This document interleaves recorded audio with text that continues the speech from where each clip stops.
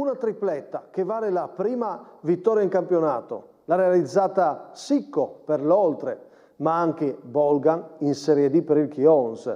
Le prime vittorie delle squadre arrivano dopo qualche giornata, ma sono vittorie importanti con dei protagonisti davvero che si esaltano. Bolgan ad esempio ha la prima tripletta con il Chions, sicuramente un giorno da ricordare. Ed è a chi fa gol, a chi invece non li subisce i portieri.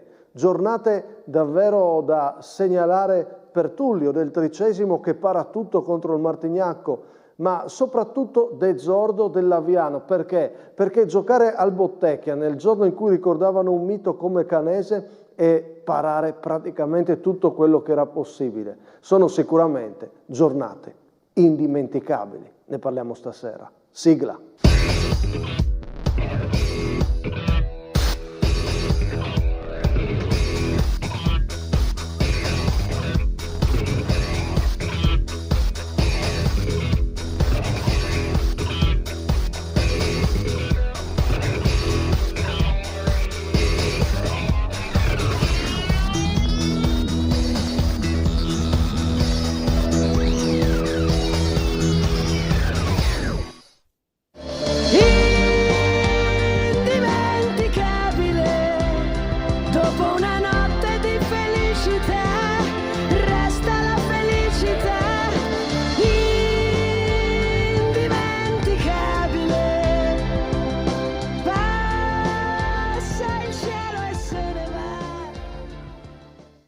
Eccoci qua, ben ritrovati con Terzo Tempo, come sempre rigorosamente musica italiana per aprire la nostra puntata e chiedere quindi ai nostri ospiti ma qual è stata la loro partita, giornata indimenticabile nei dilettanti. Lo chiedo e do il ben ritrovato Enrico Cocceani. Ciao mister. Ciao Massimo, ciao, buonasera a tutti. Simone Fornasiere. Buonasera. Ciao Jimbo Massimo, Gelli. buonasera. Buonasera. E poi noi il martedì guardiamo anche il prossimo turno. Sabato c'è il derby, lo giochiamo già stasera con un'icona degli allenatori, ora responsabile del settore giovanile da Manzanese, Gianni Tortolo. Ciao Gianni. Ciao, buonasera a tutti. E vicepresidente, presidente comunque, noi insieme a sua moglie Silvia, del Corno Calcio. Ciao Antonio Libri. Buonasera a tutti. E benvenuto. Ciao. Vai, sentiamo un po', Coce, la tua giornata, partita indimenticabile. Io penso che sia quando abbiamo vinto il campionato di promozione a Gorizia, cioè è stata il terzo campionato vinto, ma è stato forse il sogno che avevo da bambino, no? Quando mio povero padre mi portava a vedere la Pro Gorizia e sognavo sempre di fare qualcosa di bello per lì, e aver vinto lì, aver portato la Pro Gorizia in eccellenza, penso che sia stata una giornata indimenticabile. Meno bello il giro del campo in mutanda. Quello secondo me è stato il tocco di classe. Sì. Simone Fornasiere. È stato un momento indimenticabile per la città, no? Esatto, per la città. Beh, io ti dico allora, insomma, non ho giocato come qua tutti, però a livello di aver visto è tutto, ti dico 2 episodi che sono legati ma opposti. Indimenticabile è stata secondo me la vittoria all'Aquila del Trofeo delle Regioni con la rappresentativa Juniores di Bortolussi. Giusto. È indimenticabile, ahimè negativo, la finale persa da Thomas Randon quando a 3 secondi dalla fine il Friuli Venezia Giulia era davvero campione d'Italia, quindi insomma stessa squadra, chiaramente cambiavano gli interpreti, diverso finale. Jimbo Gelli che ha giocato 500.000 partite. Flash velocissimo, mi ha riportato a un Pordenone Cormonese 95-96 dove abbiamo vinto il campionato 0-1, partita di cartello, quella nata lì, 2000 spettatori, una cosa indimenticabile che non mi capiterà, non mi è neanche più capitato di rigiocare con tutte quelle persone lì. Quindi campionato vinto, un trio di attaccanti incredibili, Pinati, Iacuzzi, Sartore, e dall'altra parte Lovisa, Pentore, mi sembra stare tra Cannelle ma non mi ricordo. Comunque mi dai una già là grande per le storie che stasera ci sono, parleremo, vi ho già annunciato l'ottobre dedicato al Sarone, stasera intervista a Sacher. Vediamo la partita indimenticabile di Gianni Tortolo. Essendo alla Manzanese mi ricordo lo spareggio che abbiamo fatto con la San Vitese, che è stato un campionato abbastanza molto difficile, 8 punti alla fine del girone di andata, e quindi ultimi, ma tanto ultimi, e poi grazie al presidente Taboga, che ha creduto di non toccare nulla dello staff tecnico fino alla fine. Siamo arrivati a fare questo spareggio di play-out con la Sanvitese, portando a casa la salvezza. Ricordo, salvezza miracolosa, e l'attualità dice che la Manzanese deve anche quest'anno per ora almeno pensare a una salvezza che è molto complicata in questa promozione. Chiudo con Antonio Libri, la tua? Direi 2015 a Coppa Italia è stata la cosa Sì, dai. indimenticabile, troppo Indimenticabile, bella. Assolutamente, quella Coppa della veramente. Virtus Corvio. Vogliamo sapere anche il tuo, però io pensavo che Mister Tortolo infierisse, diceva quando allenando la Pro Cervignano vinse la Coppa Italia di promozione a Gorizia contro il Gorizia di Mister Cocciani, che poi vinse quel campionato. Con Tortolo che... contro il Cervignano. Con Tortolo che ai rigori fa lo scatto della vita da risultare, no? Visto che scattino anche a 50 anni. Esatto. Eravamo tutti ibernati, credo mai stato così freddo come quel giorno. Va bene, va Però bene. essendo alla Manzanese ho cercato di ricordare questo evento che è stato importante. Gran E il salvezza. tuo? Il mio, come sempre, chiedo se vi interessa, ma mi pare che mi date l'ok. Io lo leggo alla Manzanese anch'io, visto che stasera parliamo di Manzanese e Corno, e parlo di Coppa Italia. Quel Manzanese Torviscosa Mortegliano, prima finale in diretta che ho commentato, decide Tomada, c'era Lugnan in panchina, quel gol ai supplementari. Va bene, giochiamo all'inizio per tornare un po' indietro, per sentire anche cosa lascia il mondo dilettante a livello di emozioni. Sicuramente ci sono più protagonisti che hanno vissuto un weekend importante, forse indimenticabile. Per Bolgan sicuramente diciamo, è stata forse una partita che resterà per lui. Perché? Perché ha segnato la prima tripletta con il Chions. Chiedo alla regia, perché abbiamo il monitor di servizio, di scartare quella cosa che sto vedendo, perché non è quello il servizio che si riferisce a Bolgan, quindi controlliamolo, proviamo, vediamo se è quello giusto. Vai.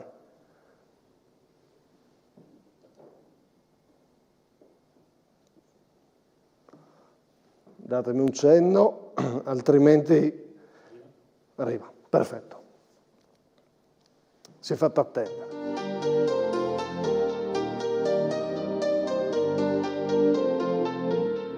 Ivan Fabrizio Bolgan, l'accento è così perché il nonno era veneziano. Lui è nato a Cordoba, in Argentina, ma dai 4 anni in Italia. Prima Vittorio Veneto, poi Brezzano X. Ha giocato nelle giovanili di Liventina, Pordenone, Padova e Venezia. Le qualità erano evidenti, ma farle emergere non è sempre scontato. Sta anche fermo un anno, poi si fa notare a Pasiano in eccellenza, ma patisce 2 retrocessioni. Nell'anno del Covid inizia a Codroipo. E ad Azzano X arriva l'esplosione, 44 gol stagionali in prima categoria, il passaggio a Chions, la vittoria in eccellenza e adesso la Serie D con una tripletta che sa di consacrazione.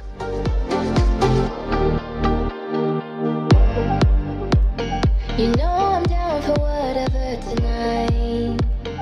I don't need the finer things in life.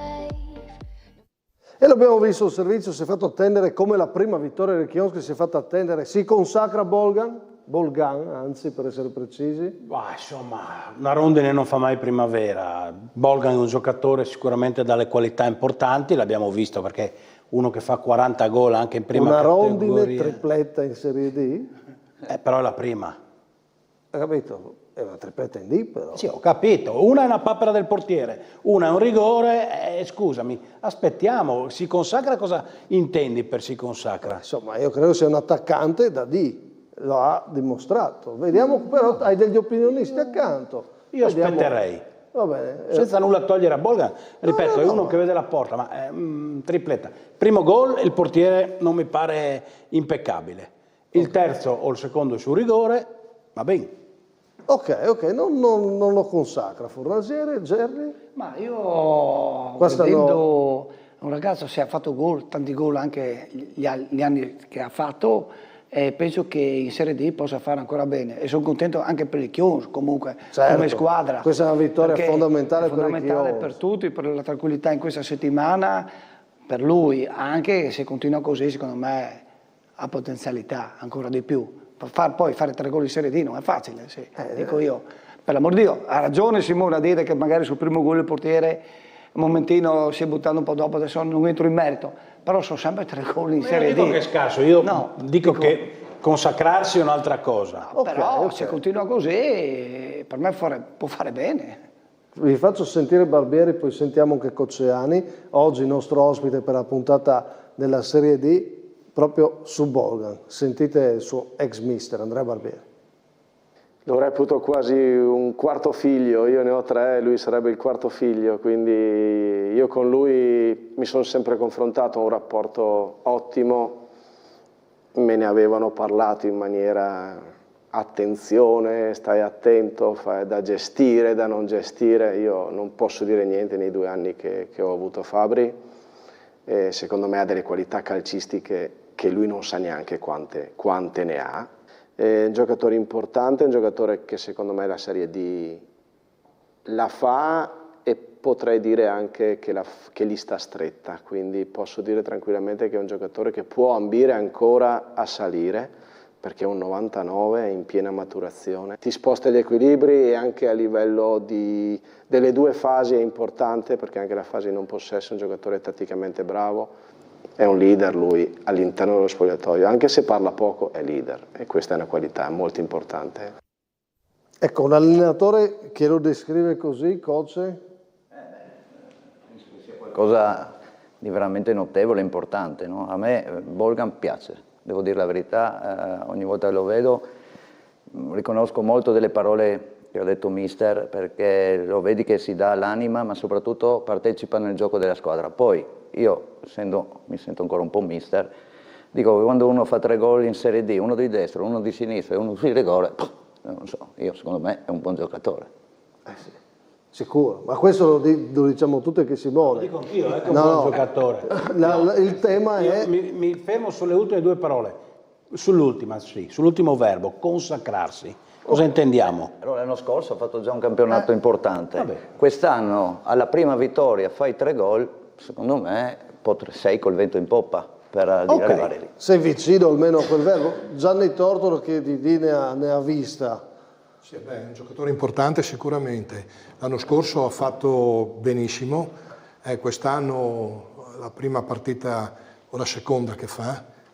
Sì, beh, la prima tripletta però. La prima tripletta, sì, fa 3 gol. 3 gol in D. Valgono, è una cosa importante senz'altro.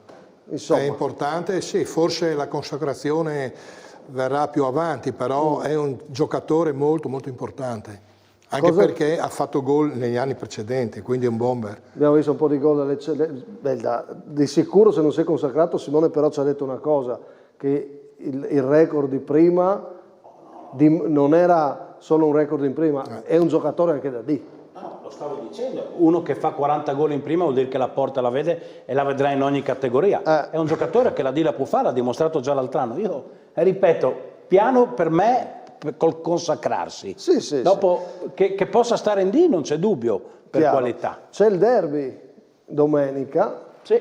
Cernis Muzzane Chions, dicevo prima nella puntata di Serie D. A proposito di Cernis Muzzane, auguri a Gianluca Zanutta, che oggi compie gli anni, non diciamo quanti, ma compie gli anni, auguri. Ma dicevo nella puntata, Simone, ci arriva di nuovo il Cernis Muzzane sotto esame, no?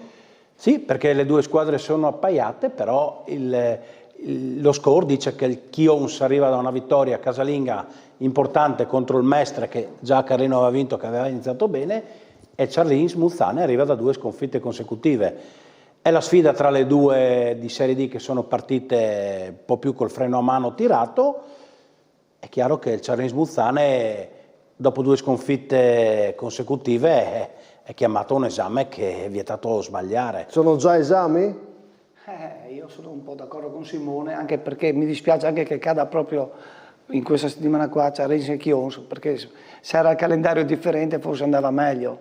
Comunque il Carlino, io dico anche, cioè, come ti dicevo l'altra volta, è una squadra che deve ancora, secondo me, diventare il Cernis di una volta, perché continuo a dire che prende sempre troppi gol. Continua a prendere gol. E quindi quando prendi gol in queste serie qua non è che si possa prendere 2 gol e pensare di farne 3. Ne abbiamo parlato, no? Degli episodi, non bastano gli episodi anche a giustificare No, gli episodi sono un pourparlers. È chiaro che i due gol del Belluno domenica sono irregolari tutti e due, però cioè, non ci possiamo appigliare erano irregolari. Per me il grande peccato veniale è quel 2-0 annullato, lì bisognava chiudere la partita. Bisognava no? chiuderla lì. E ne parlavo anche oggi, anche lì, no? Qualcuno dice ma sì, il giocatore va a tirare, qualcuno mi dice però Camara doveva stare più attento a non andare in fuorigioco, no? Perché poi quello lo vede davanti alla porta e gliela passa. Io sono quasi convinto che se quel gol viene convalidato o se fa gol Bramante, Charles Muzzane non perde quella partita. Ok, comunque partita importantissima contro il Kions che ha appena trovato la vittoria con un grande protagonista, Bolgan. Abbiamo parlato quindi di uno dei primi elementi che ha vissuto un weekend indimenticabile, ma ce ne saranno altri nel corso della puntata che ci porterà come sempre anche a scegliere i migliori protagonisti del weekend. Ma adesso vado in eccellenza per parlare con tutti voi di un tema che è uscito domenica ad A Tutto Campo con mister Tomei. Riproponiamo le sue parole e poi ne discutiamo. Anche se il mister ha detto un'eccellenza, come hai detto mister? Senza padroni. Senza padroni, io dico un'eccellenza per i chioschi quest'anno. Perché? Perché chi è che vince il campionato? Chi è che si è dichiarato? Chi vuole vincere il campionato? Quindi giochiamo per il chiosco per salvarci e buonanotte. Tu dici manca la dichiarazione. E chi è che vuole vincere il campionato? Me lo dici te? Io non lo so. Qualcuno si è dichiarato. Il Brialignano lo ha fatto. Il Brialignano ha detto noi in 3 anni vogliamo andare in Serie D e il terzo anno è andare in Serie D, però si è dichiarato. Codrepo non ha dichiarato di voler vincere il campionato, ma ci sta. Codrepo dice io voglio migliorare e lo sta facendo, punto alla Coppa e vediamo. Quindi è in linea con la dichiarazione. Giusto, è un obiettivo. È un obiettivo che è corretto. È corretto, così si fa. Io ti dico, tu mi fai questa provocazione, io ti rispondo, secondo me chi dovrebbe dichiararlo, ma non è nel loro modo di intendere le cose, è il Tamai. Ma io ho sempre detto che è un limite per il Tamai questa cosa qua. Avete sentito, insomma, nessuno dichiara, è un'eccellenza che insomma, nessuno vuole vincerla, dice Tomei, diventa anche un limite affrontarla, ad esempio come l'affronta il Tamai. Poi sentiremo, mister De Agostini. Antonio, Presidente Libri, tu che l'eccellenza l'hai fatta per diversi anni, che effetto fanno queste dichiarazioni, come le vedi? Beh, non è un bel effetto sinceramente, no? Sentir dire... Non ti piace? Non mi piace, no. Perché? Dire che l'eccellenza è da chiosco mi sembra un po' esagerata. È una metafora, dai, che lui sì, fa, ovviamente. Metafora. Diciamo che nessuno si dichiara, sappiamo che Tamai è una società che ha fatto tanti anni a Serie D e forse la più candidata a fare il salto in questo momento. Però su questo tema dei chioschi so che l'idea di Libri è quella che è uscita un po' in generale. No, non è che io devo fare l'avvocato di mister Tomei, ma mi sento di dire che bisogna anche capire le provocazioni, nel senso non è sminuire una società, usare questa parola, è dire è un'eccellenza dove si pensa a divertire tranquilli, ma non a vincerla, no? Secondo me questo è il senso che per me era anche abbastanza chiaro. Voi ci trovate... Non sono proprio d'accordo su questo. Io dico che l'eccellenza è un bel campionato e ci sono delle società... Però se nessuno, mettiamola così, dopo ragioniamo, ma se un campionato non hai la brama di vincerlo, è un campionato che perde appeal, Sì, questo sì, ma non penso che sia così come... Non è così? Secondo me no. Sentiamo Gianni che ha una vita... La plebe... Cosa dici tu, mister? No, io dico che non è così. Sotto sotto ci sono 3-4 squadre che aspirano alla vittoria. Una, secondo me, Tamai ha programmato, va per la sua strada, se ricapita ad andare non si tira sicuramente indietro. Il Codroipo è una squadra ambiziosissima, secondo me, una società che ha migliorato, sta migliorando anno dopo anno e quest'anno ha fatto una rosa molto importante e secondo me se la gioca fino alla fine. Il motto del Codroipo è i campionati non si fanno proclami, gli obiettivi non si proclamano, si raggiungono, questo è un po' il motto. Prima di sentire i diretti interessati, alcuni, come la vedete voi? Cosa? Allora, innanzitutto voglio dire una cosa, io sui chioschi devo solamente dire, penso che ho anche vicino un presidente, approfitto di questa occasione per ringraziare intanto i volontari che tengono aperti i chioschi, che danno una mano alle società. Sì. E quindi io non sono per paragonare. Preferivo, no, ascoltami Massimo, preferivo che lui usasse, guarda, quello che ha detto un mio amico domenica commentando le partite, che penso che mi guarderà. A Zuin a Ciapanò. Giocano a Ciapanò in questo momento qua. Però, secondo me, bisogna fare un ragionamento più ampio. Secondo me in questo momento molte società, con la riforma dello sport, stanno facendo più di qualcuno i contini, ok? Che andare in Serie D cambia di parecchio la cosa. Poi, seconda cosa, secondo me, è la bello di questo campionato che ci sono tante squadre che tu ogni domenica puoi vincere e perdere con tutti. E quindi è un campionato in questo momento equilibrato. Poi, qua Gianni mi verrà sicuramente, sarà d'accordo, penso, perché lui è uno di quelli che, insomma, io ho sempre guardato con rispetto, perché è un decano. Secondo me i campionati si cominciano a capire l'entità quando si comincia a giocare alle 14:30. A me hanno sempre insegnato che il campionato vero comincia quando cambia l'ora. A fine mese allora. Ecco, cambia l'ora. Perché ti spiego anche questo, sulla mia pelle. L'ultimo anno, noi nelle prime 7 partite abbiamo fatto 4 vittorie, un pareggio e 2 sconfitte. E che sconfitte? I 2 derby, che sai a perdere i 2 derby a Gorizia. Bene, da lì siamo partiti, abbiamo fatto qualcosa come 23 risultati utili, 16 vittorie e 7. Quindi, questo per dir cosa? Bisogna avere pazienza, è un campionato questo che è molto livellato, le squadre che vorranno vincerlo vedrai che vengono fuori e adesso è il gioco delle parti, perché non nascondiamoci che tutti tirano l'acqua nel suo mulino. Arrivo da Fornasiere e Gerli, ma per aumentare un po' la discussione, ho cercato di chiedere un parere su questa affermazione di Mister Tomei, che comunque apre un tema, apre un dibattito sull'eccellenza. Ho cercato di sentire chi l'ha vinta negli ultimi anni, ho lasciato da parte Lenisa e Moras impegnati nella Serie D e ho cercato di sentire un po' di allenatori, proprio da Barbieri che era ospite con noi, De Pieri che è tornato in questo campionato e ne ha vinte 2 di eccellenze, poi De Agostini che adesso allena il Tamai, una favorita, Pittilino. Avevo chiesto anche a Mister Sandrin, che ha vinto l'eccellenza, mi ha detto io non voglio commentare le parole degli opinionisti, quindi, insomma, però lo dico, era anche lui tra questi di cui mi interessava il parere. Sentiamo invece chi ci ha risposto. Ma io sono d'accordissimo con Mister Tomei, ha detto solamente la verità, magari l'avrà detta in una maniera che a qualcuno non è piaciuta, però è vero. Ha fatto una provocazione, dai, la prendo così. Sono un po' forti, insomma, sembra quasi una chiappa a click. Credo che sinceramente abbia centrato un problema. Ha citato il Brian dell'anno scorso che aveva l'obiettivo di vincere, noi 2 anni fa mi è stato chiesto di vincere. Il Brian lui dice 3 anni, ma secondo me il Brian ci ha messo 5-6 anni per salire di categoria. Poi il Chios l'ha fatto 2 volte, io lo stesso col Torviscosa al 3° anno. Quest'anno non vedo una squadra che abbia dato un messaggio di dire ok. E se mi guardo attorno mi sembra che veramente nessuno voglia vincere questo campionato. Sarebbe anche presuntuoso dire se non si è ancora convinti di quello che si può fare se si vuole vincere il campionato. Credo che invece chi ha la squadra, ha i budget, debba tranquillamente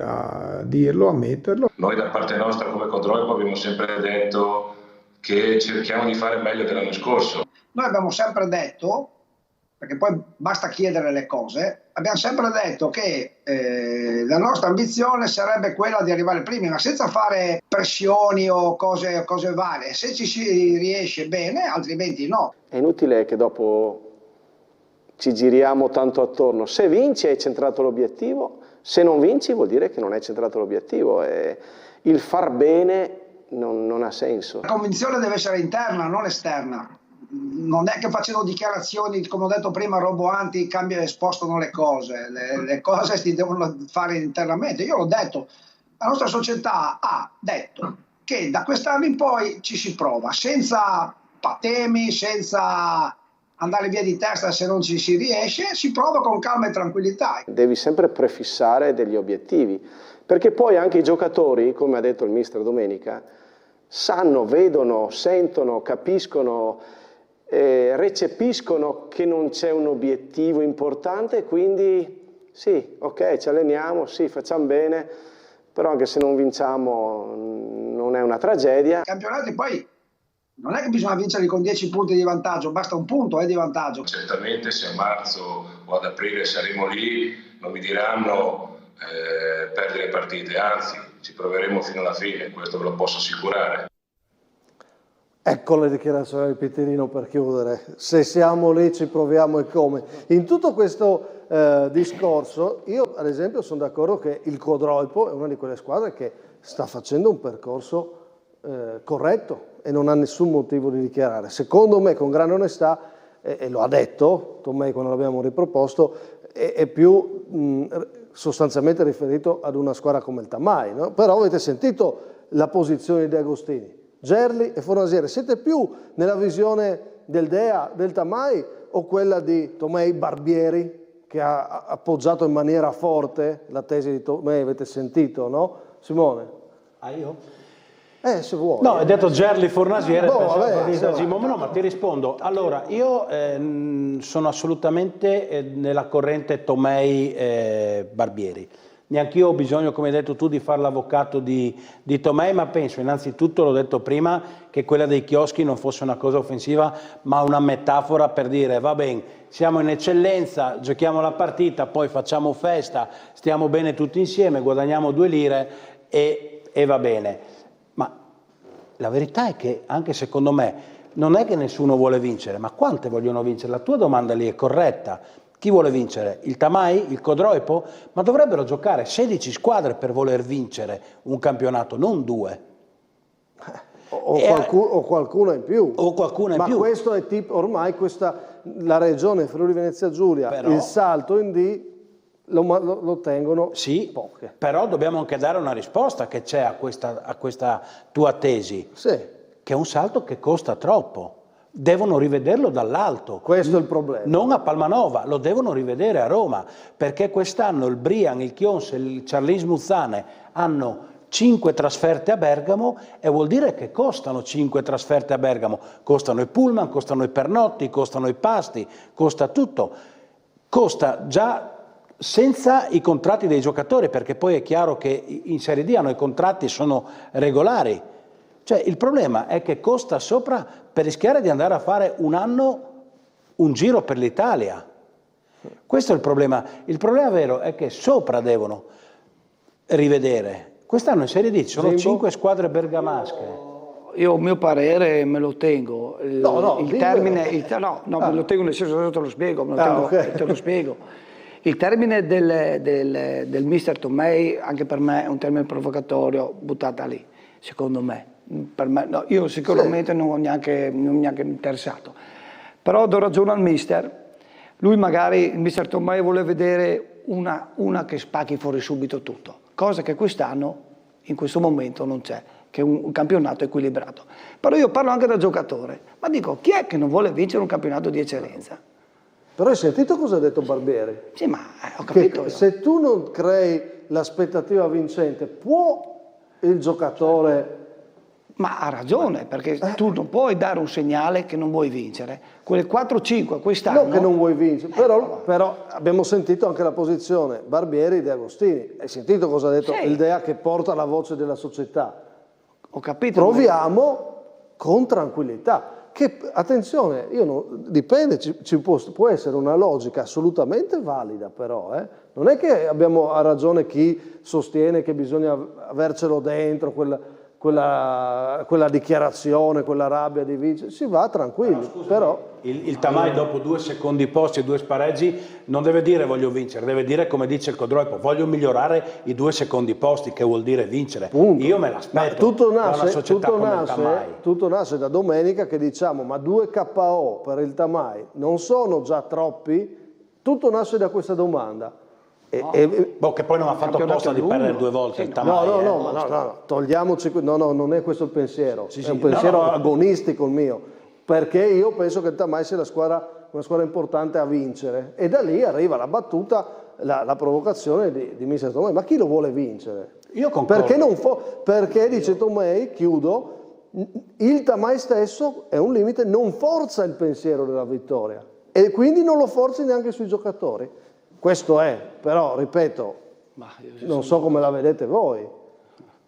Gilli, ti vedo perplesso. Ma sì, io quando gioco devo cercare di dare il meglio, devo vincere. Cioè, da quando in qua è un segnale del genere. Il Tamai, se una squadra che tutti dicono che deve vincere il campionato, e adesso magari in un momento che ha perso 2 partite, però se deve vincerlo, lo vincerà Dio poi alla fine. No, scusaci, di un punto, come ha detto il Dea, è chiuso che sia. Tu vai in campo sempre per vincere. Cosa vado per perdere io? No, ma se tu tutta la settimana e da 5 settimane senti comunque la tua società che dice ma dove dobbiamo andare e così e colà, io non so se una società come il Tamai può dire tu una entri in cosa del campo. Però noi non possiamo dire che questo sia il caso del Tamai. In generale.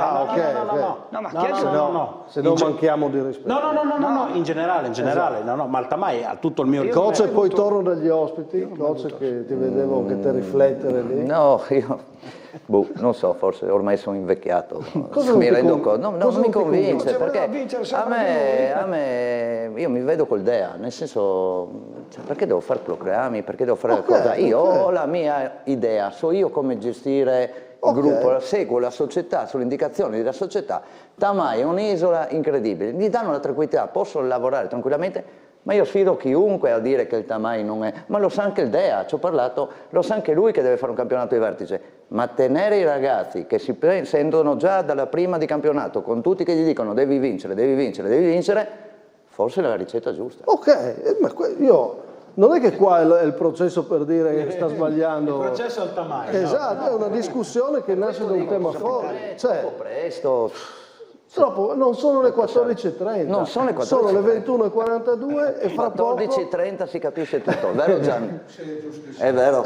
Giusto, sono d'accordo. Invece c'è una certezza, chi vuole vincere la promozione? Tutti perché vogliono salvarsi, no? Liberi? Esatto. È così? È così, quest'anno è veramente un campionato anomalo, non? 7 retrocessioni, speriamo che dalla Serie D non ci siano sorprese. Guarda che l'ultimo presidente che è venuto qua, Pretto, gli ho chiesto se ha messo le mani avanti sulla salvezza, infatti la partenza è stata complicata. Voi invece, dai, 10 punti. 10 punti importanti per arrivare all'obiettivo. Che sarebbe? La salvezza. Quindi ormai promozione, nessuno mi dirà che... Quindi non è l'eccellenza che vuole vincere. Il Presidente giustamente dice... Penso alla salvezza perché poi voglio fare tanti punti che poi ci penso all'altro. Cioè, salvezza vuol dire arrivare nei primi 5. Che è bene, infatti. Però è vero che in promozione ci sono 2 squadre che vogliono vincere in maniera proprio chiara e dichiarata, a differenza dell'eccellenza, perché il salto è totalmente diverso.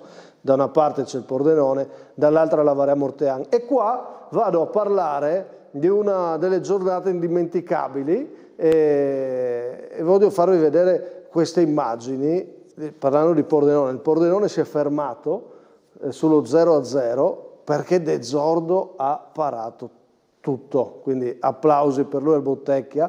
Facciamo andare un po' le immagini, fra poco dovremo anche collegarci con Federico De Zordo per farci raccontare da lui questa partita che lo ha visto assoluto protagonista. È stato, Simone, uno dei risultati, no? Il pareggio del Tamai, il pareggio del Pordenone, e sottolineo però anche se gli è andata bene all'Aviano, perché il portiere ha parato tutto, però l'Aviano è partito davvero con il piede giusto. Sì, è stato il risultato di giornata proprio perché le aspettative in promozione, l'abbiamo detto che ci sono 2 squadre che non si nascondono, tu hai omesso il soggetto, ma è uno delle 2 proprio il Pordenone che non fa mistero, ci aveva abituato aveva fatto 2 vittorie con 3 gol fatti in ogni partita, insomma è rimasto fermo, non ha ancora subito gol, però insomma non ne ha neanche segnati domenica, guarda che parate del Zordo. Ha Quindi, parato insomma, tutto. poi, come dici tu, quando vai comunque al Bottecchia in uno stadio importante, uno stadio che ha visto il professionismo e ti ergi a grande protagonista, insomma, però conferma, insomma, che Laviano è partito bene, a parte quella battuta nel derby in casa dell'Unione SMT, no? Sì, Laviano sì. ha battuto la Gemonese, che adesso ha una classifica che piange, ma che comunque era partita con obiettivi diversi, adesso ha imposto il pareggio a Pordenone, ma è come dice Presidente Libri, lo sanno anche loro, perché vale anche per quel girone che se vuoi salvarti devi andare a strappare punti ovunque. E allora dovremmo esserci con Federico De Zordo, visto che abbiamo parlato del Laviano, e eccolo qua, lo sento. Ciao Federico, buonasera. Buonasera, ciao.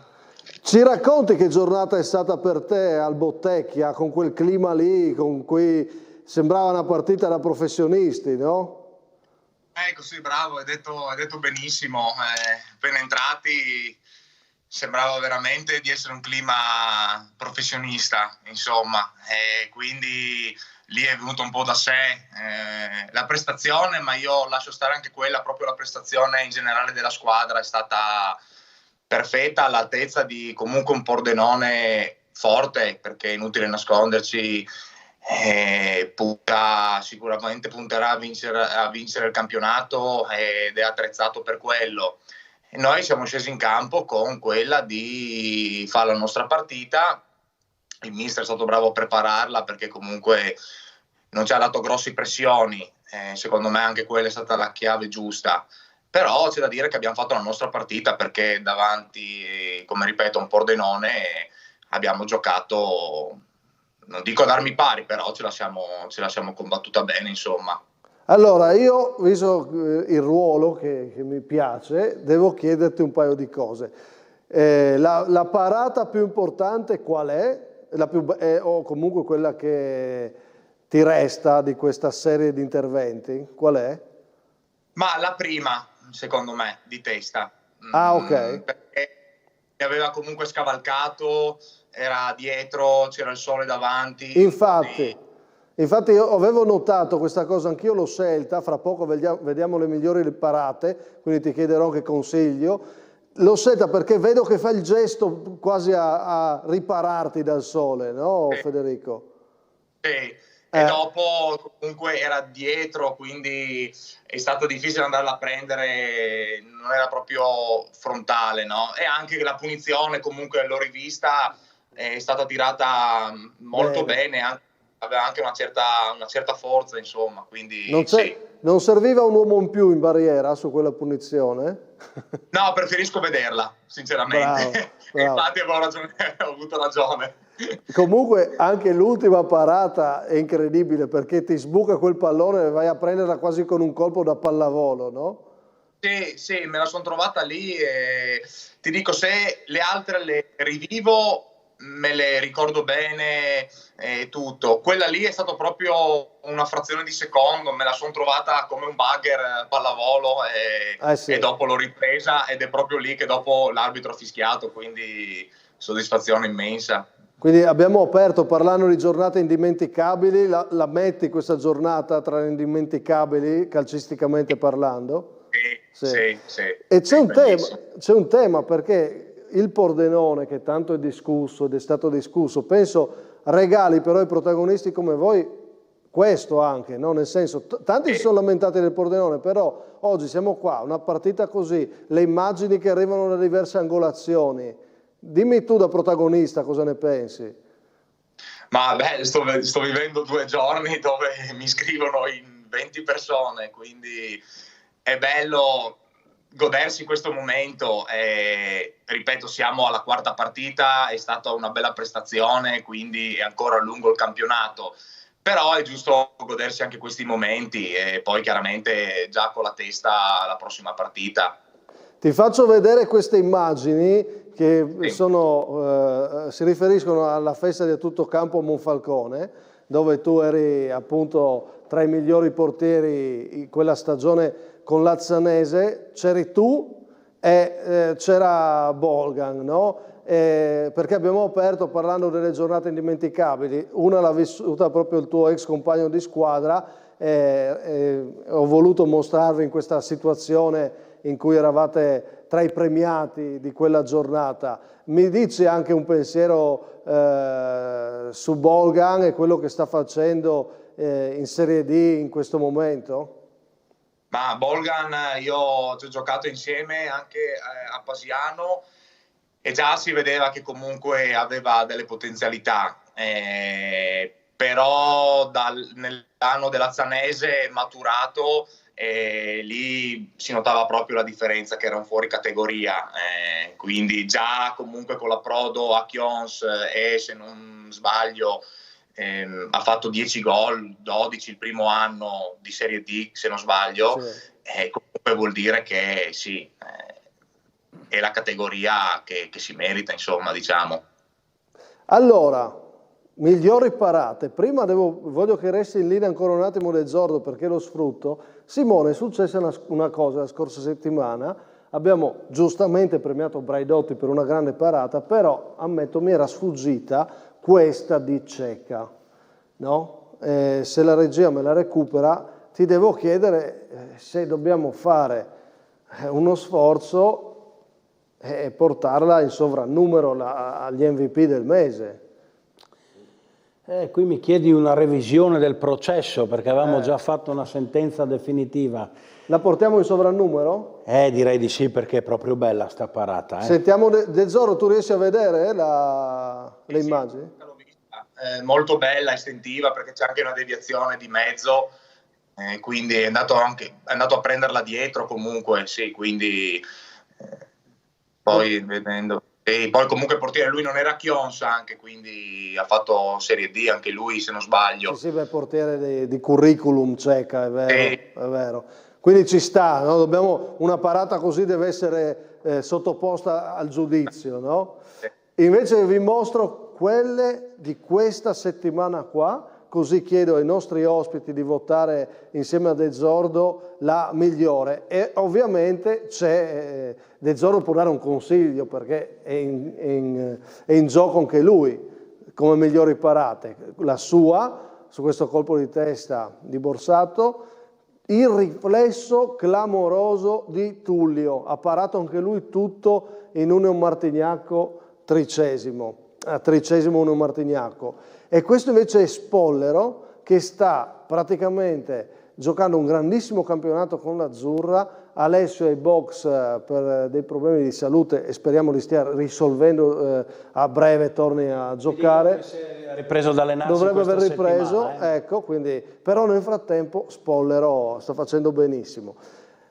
Gianni Tortolo era il nostro giudice al Nord Hotel, quindi stasera deve tornare a vestire quei panni e dirmi quale parata sceglie lui. La prima, quella di Dezzordo? Sì, ok, esatto. Dritto. È bellissima anche quella di Spollero, sì, che scende giù, è molto difficile.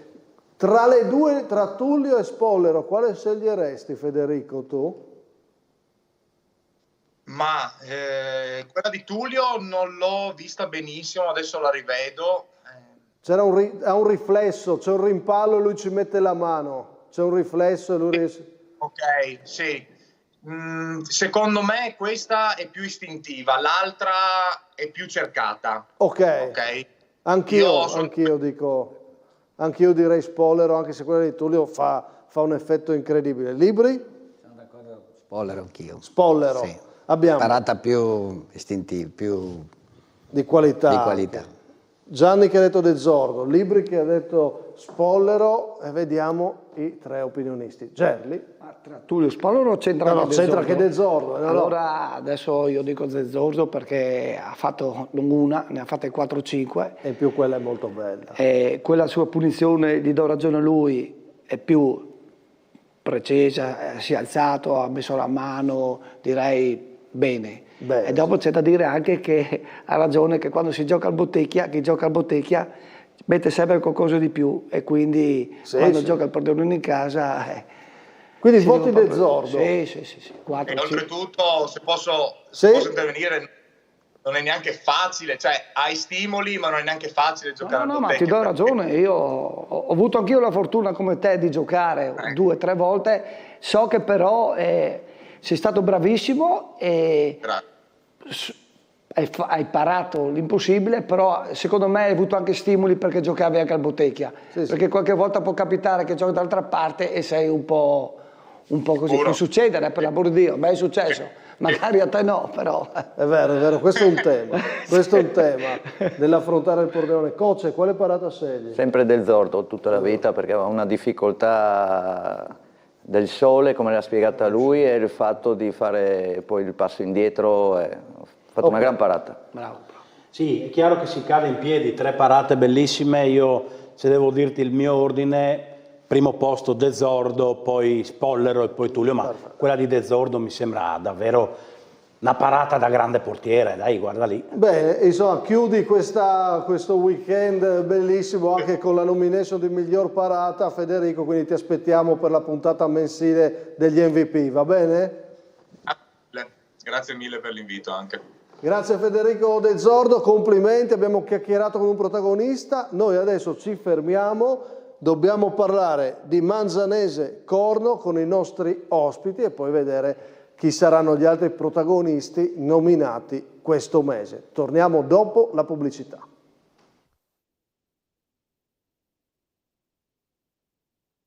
A chiacchierare di quello che è successo, pronti a scegliere ancora altri protagonisti, ma guardiamo a sabato. Manzanese Corno. Torna il derby con Corno che guarda dall'alto Manzano. Come inizia questo servizio per introdurre questa sfida? A Manzano arriva il derby, una sfida che si è accesa in diverse categorie, complice anche la recente caduta della Manzanese, ora risalita alle prese con una promozione iniziata tra gol subiti ed un esonero. Il primo punto di Carpin, passato anche alla Virtus Corno e che non gli riuscì la salvezza in eccellenza, dà morale in vista di un derby che vede Corno nettamente favorita. Ma tornando ai derby, l'ultimo in eccellenza a Manzano vedeva gli Orange all'ora di Rossitto vincere con un netto 5-0. Al ritorno Roveretto firmò la rete decisiva che valse il primato, poi mantenuto fino alla classifica cristallizzata che portò la Manzanese in Serie D. Era la stagione del Covid. La discesa in seconda della Manzanese e la nascita della seconda squadra della Virtus, col nome Corno, fece rivivere un derby quasi dal sapore antico.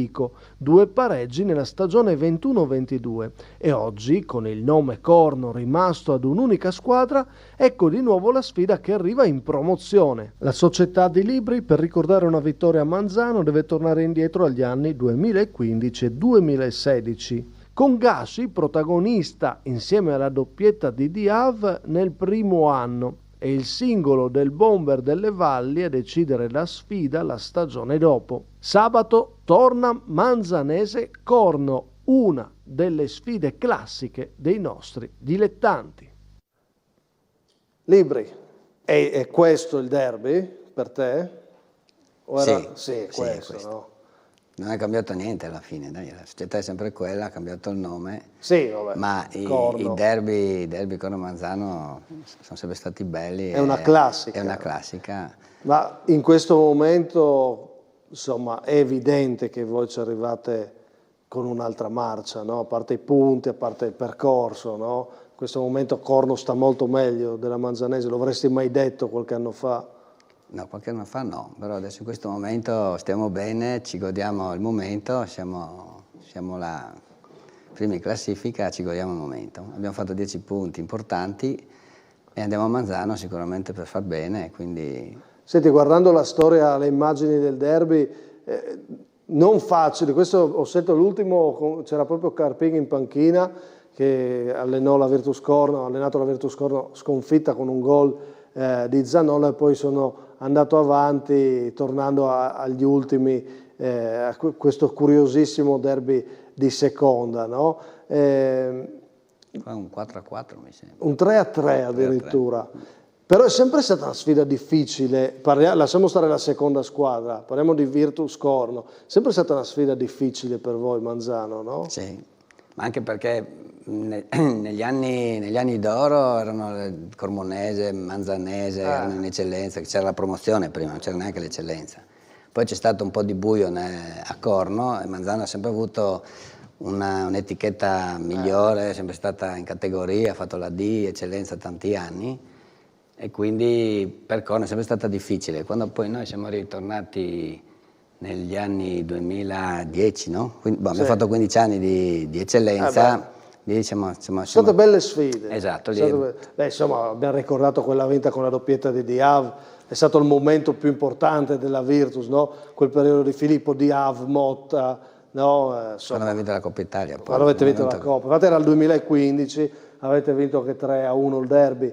E adesso, Gianni Tortolo, questa Manzanese arriva a un derby con un po' di paura? In questo momento la Manzanese ha un po' di problemini, viene da un momento non facile, però secondo me vedo la squadra che se riesce a recuperare i giocatori che sono fuori, un paio di giocatori che sono fuori.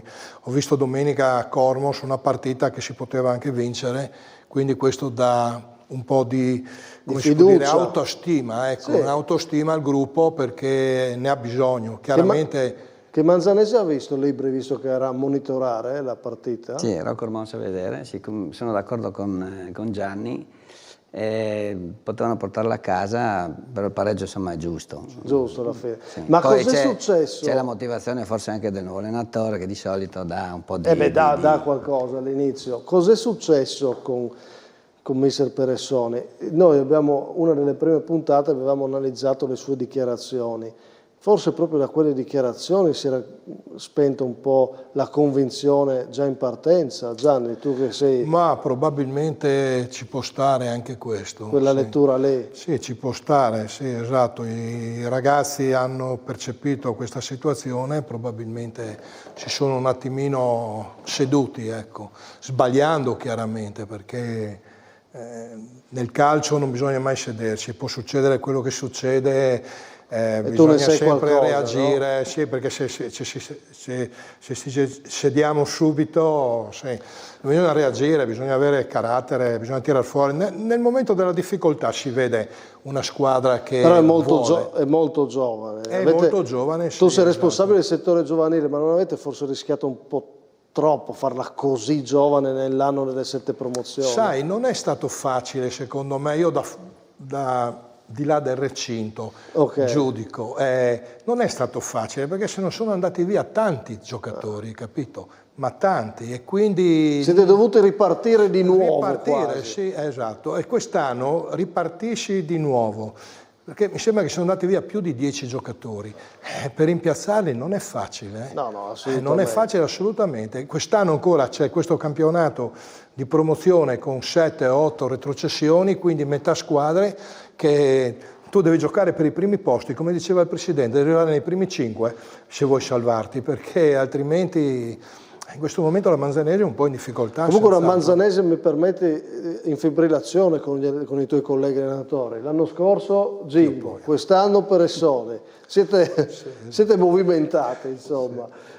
Allora, certamente non decisioni... Non tue, sicuramente. No. Tu difendi la categoria sempre. Sempre difende la categoria. No, però Gimbo, ti ha sorpreso che alla fine è uscito di scena Peressoni così presto? Dimmi la verità. No, non mi ha sorpreso. No. Io purtroppo col mister lo sento, sapevo già tutti i retroscena, però vorrei sempre cercare di evitare della Manzanese perché sono un allenatore che sono andato via a novembre, come te l'ho detto nell'altra puntata, per diversi motivi. Sì. Per diversi motivi. È entrato in scena Peressoni, io non lo conosco, ho giocato quando giocava giocatore, lui allenava, quindi non so come il comportamento che ha. Certamente che magari su certe uscite con certi giocatori non erano da fare. Quella famosa dichiarazione. Le voci girano, i giocatori sono particolari, a Manzano erano giocatori anche caratterialmente forti e quindi a qualcuno magari poteva dar fastidio, anche perché sono andati via non 10 ma 13 giocatori. Quindi tutta la prima categoria costruita nel mese di giugno, luglio, agosto è sparita. Compito impegnativo per Carpini. Nicola è stato un super giocatore, allenatore, spero che faccia bene a Manzano. Ha bisogno anche lui perché arriva da stagioni complicate. Sì, non gli sono state facili, però speriamo che faccia bene, che abbia qualche rinforzo che la Manzanese lo può sicuramente fare. In questa Promo B, come la vedi tu? Lasciamo stare la Varian Mortean? Ma la Formioli secondo me è una squadra attrezzata per poter fare il salto. Sì, secondo me sì. Non sarà un monologo. La classifica dice che non è un monologo. Tu credi che potrà durare questo equilibrio? Ma voi proverete, no? Penso, dai, al di là delle battute. Noi non ci nascondiamo, insomma, però non è che possiamo dirlo. Cioè, abbiamo costruito una squadra, l'ossatura c'è. Siamo lì, ripeto, godiamoci il momento. È finita lì.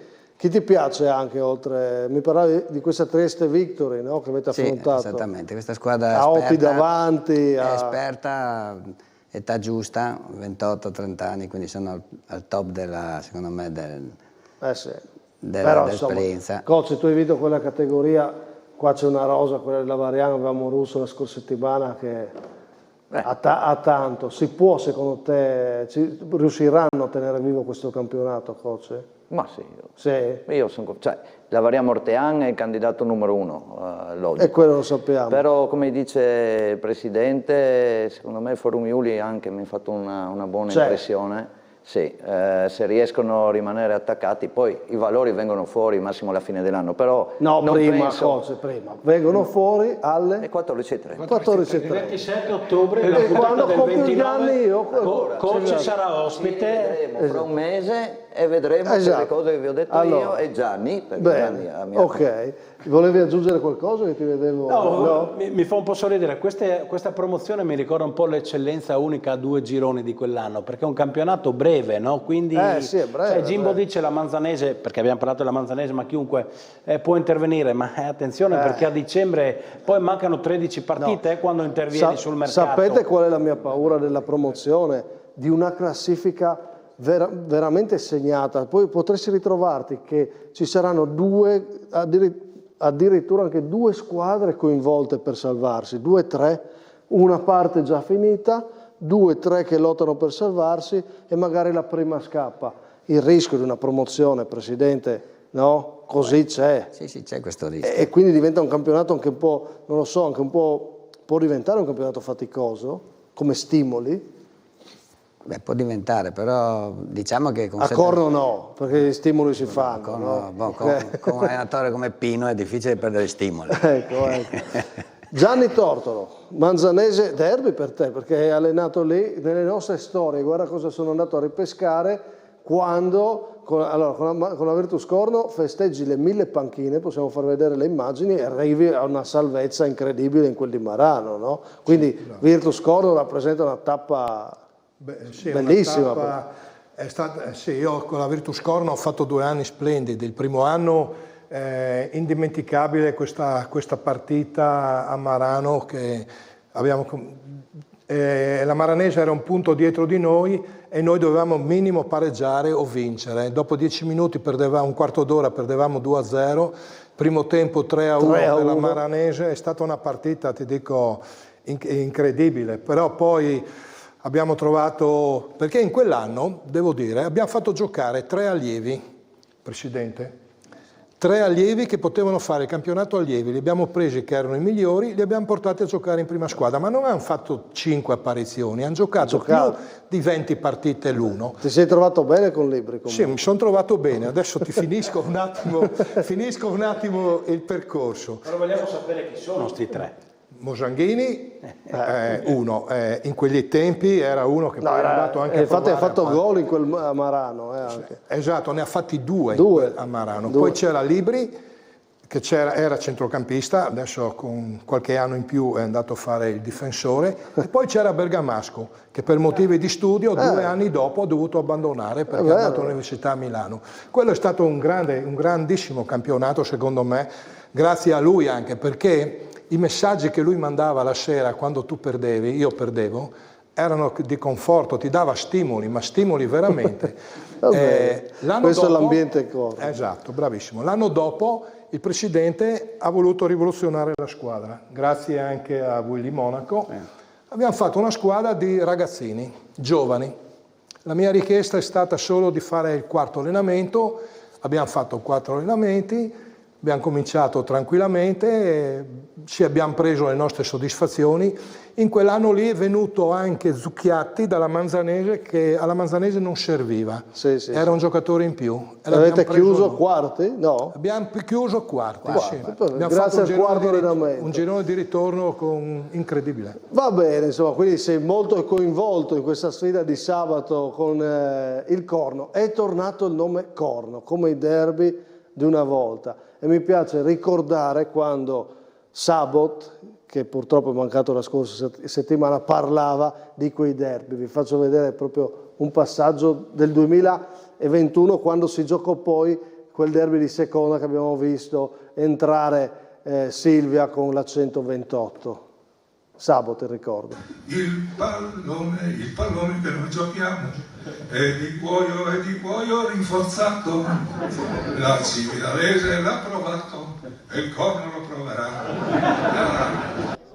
Guarda, quando c'è una caduta è l'importante risollevarsi, rialzarsi.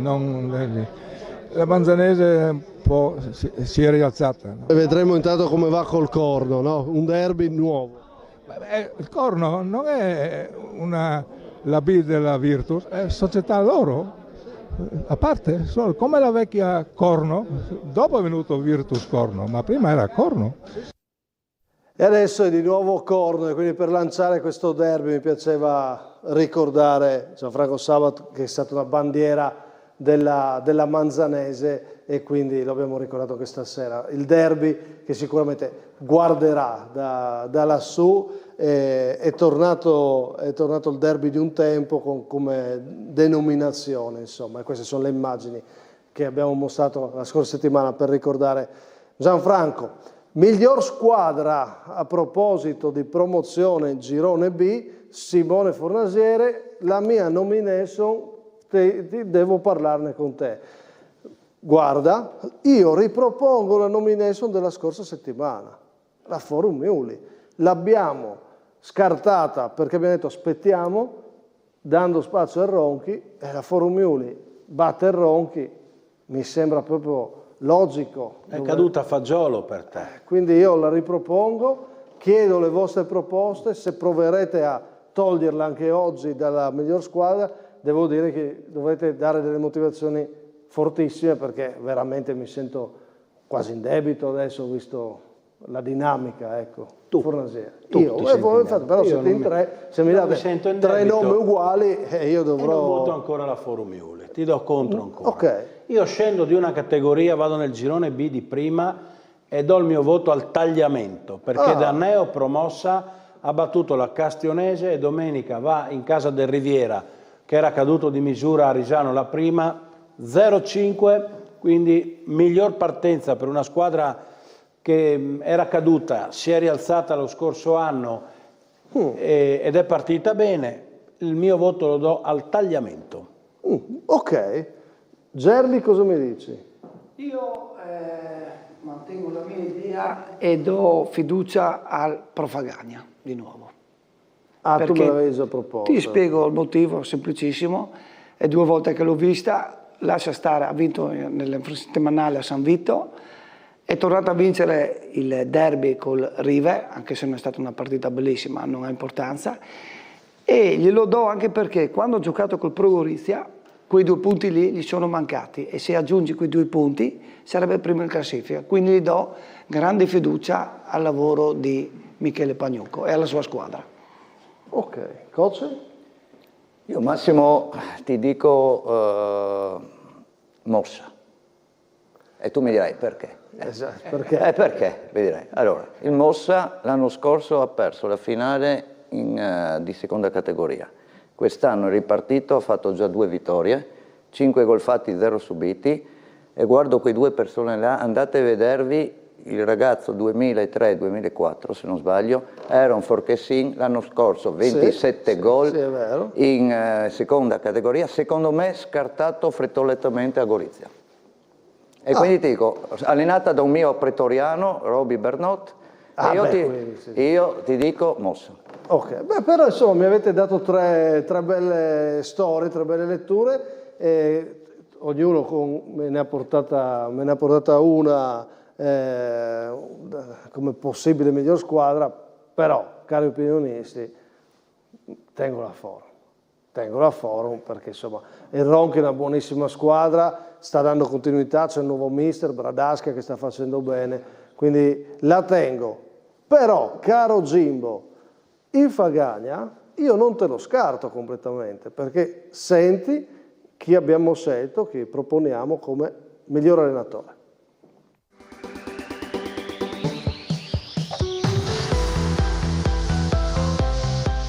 Carattere, idee chiare ed empatia col gruppo, l'uomo giusto al posto giusto. Così il Fagagna ha svoltato, grazie a mister Michele Pagnucco. Occhio Pagno con questo qua che viene spesso a Fagagna, parla bene del Fagagna, no? Abbraccia. Ma mentre giocavano era così con Luca Merlino, lui, che gli diceva, mister, se perde il derby. Però Pagno è, come dico, è l'uomo che ha cambiato, che ha svoltato il Fagagna? Ma Pagno ha un carattere incredibile come giocatore e lo trasmette anche come allenatore sicuramente. E penso, ti ripeto, che loro se continuano così possono fare veramente bene, secondo me, da come li ho visti io.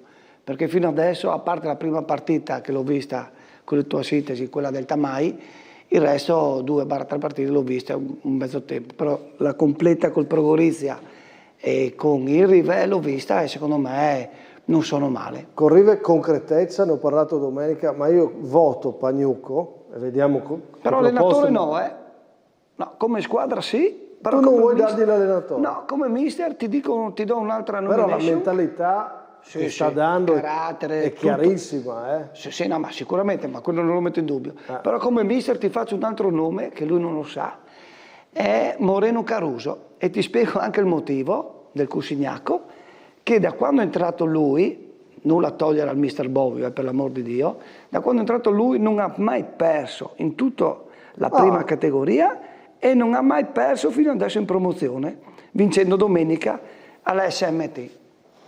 Quindi lui non lo sa adesso, però lui per adesso è un allenatore, non sa che lo voto. No, ma saprà che adesso non ha lo perso.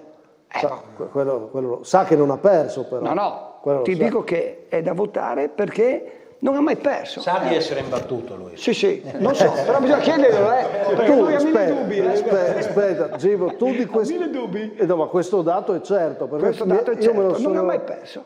Questo è bello, Questo è un bel dato, Non ha mai perso. Lui deve ancora qua mi metti in grandissima difficoltà. Non ha mai Sentiamo i tuoi colleghi qua. Fornasiere, vediamo. Non ti metto in difficoltà perché...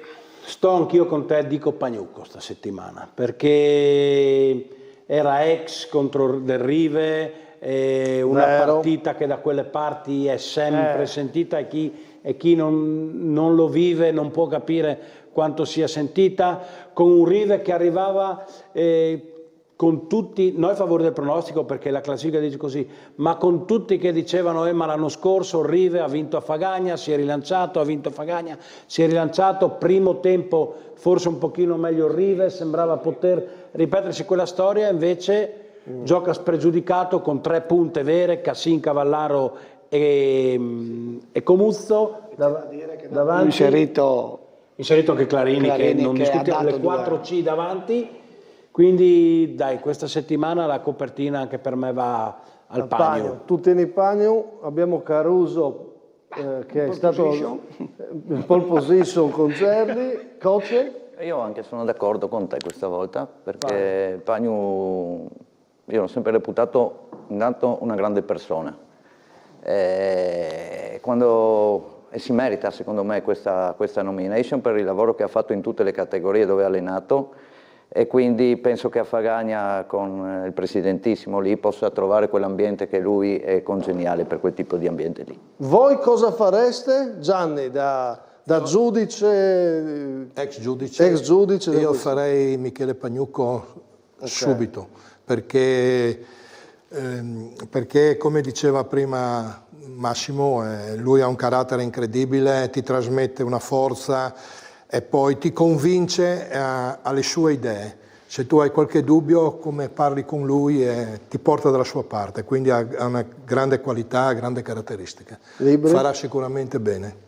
Pagnucco, insomma, è Gimbo, tanti ti ha anni. lasciato solo? No, tu hai fatto bene, tu hai dato un grande nome. Tu mi hai dato un grande nome, hai dato un dato importante, infatti va assolutamente sottolineato e Caruso bisogna tenerlo in considerazione. Starò molto attento, però teniamo Michele Pagnucco. Però complimenti per questa segnalazione, molto, molto bella. Vi devo dire invece il non va, si lega a Pagnucco, perché Pagnucco va, 10 punti, il Fagagna lo ha svoltato, non ha trovato la svolta al Rive Fleibano. Vediamo il non va. La gran botta! Non va. Non bastano alcune azioni apprezzabili nel primo tempo per salvare la sua squadra.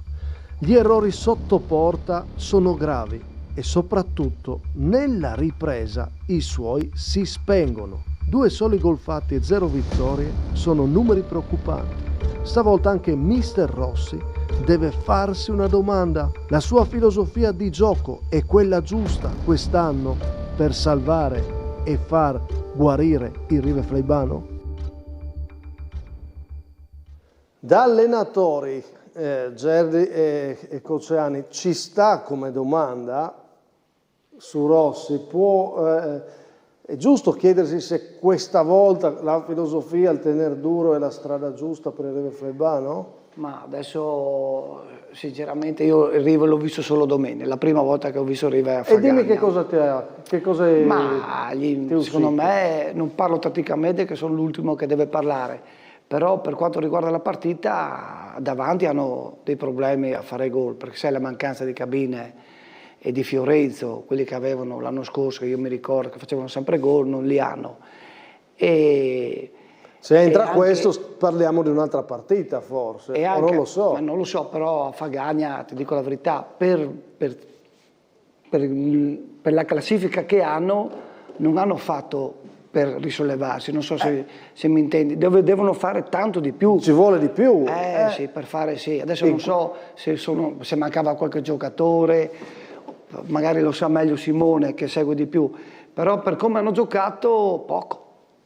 Però questo è un tema, è al di là della tattica, della qualità, però non hanno dato un segnale da squadra che deve salvarsi. No, per me no, quella partita lì no. Le altre non so se hanno perso meritatamente o sfortuna, no. Domenica direi anche no.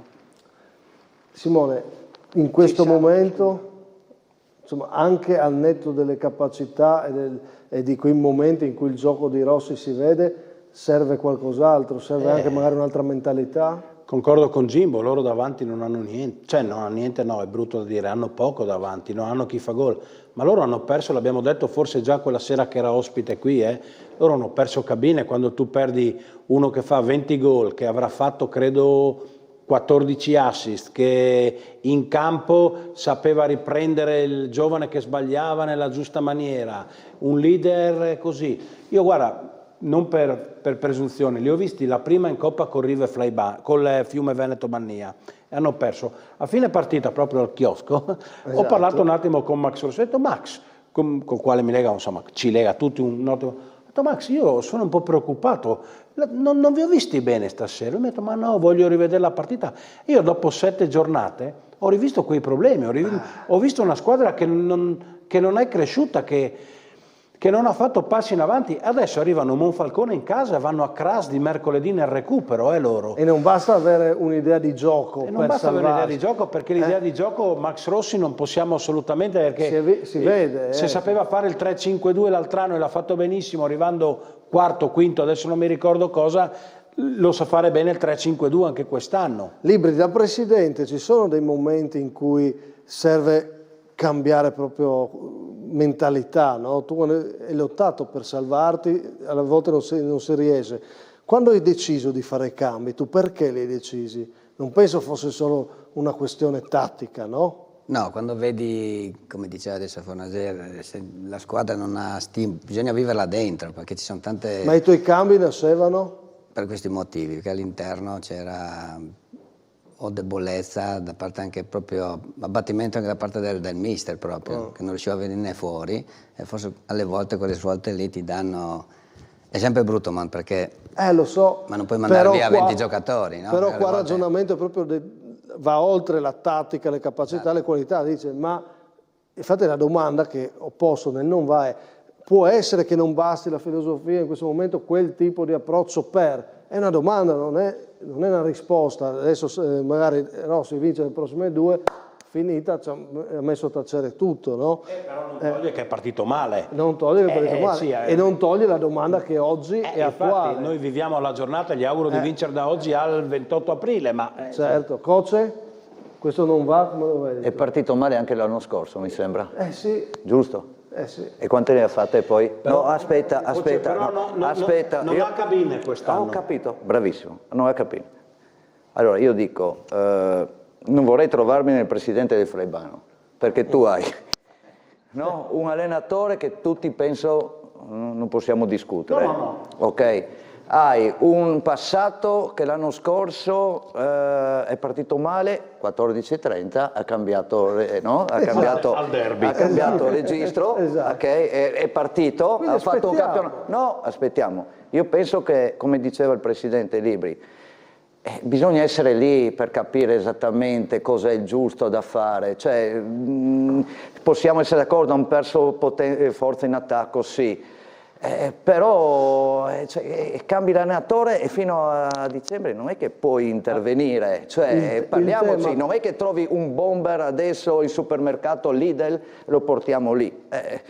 Quindi... il tema coach è: non si può discutere l'allenatore, non si può discutere nessuno, perché noi non sappiamo, io sono qua che parlo, cosa vuoi che sappia di come lavora, il presidente del Rive in questo momento penso sia in grosse difficoltà, perché dice: Max l'altro anno ha trovato una medicina, perché mi ricordo... È la fortuna di Max, perché, forse, certo, perché forse se no non avrebbe già avuto dubbi il presidente, l'avrebbe già esonerato domenica. L'ha trovata la medicina, vi ricordo tutti si può trovarla che ancora. L'anno scorso più di qualcuno diceva: Cabine non fa più gol, Cabine non è più lui, però dopo Forse Cabine ha prima. cominciato ha trovato la medicina, hanno giocato in una maniera diversa, perché erano partiti giocando in una certa maniera, poi sono passati a giocare in un'altra maniera.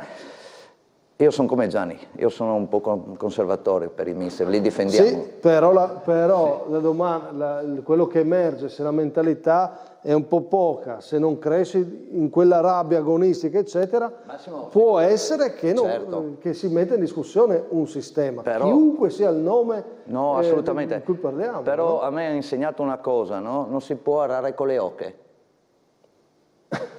Non tirano l'aratro, meglio i buoi. Ok, quindi puoi prendere chi vuoi, cioè loro sanno esattamente. Per stasera tra l'orario, le oche... Però il coach dovrebbe dirci dopo a che ora si può arare. Dopo le 14:30. E Gusti di Fontenera sei andato a letto dopo le 14:30? Sì. Esatto. Del lunedì però.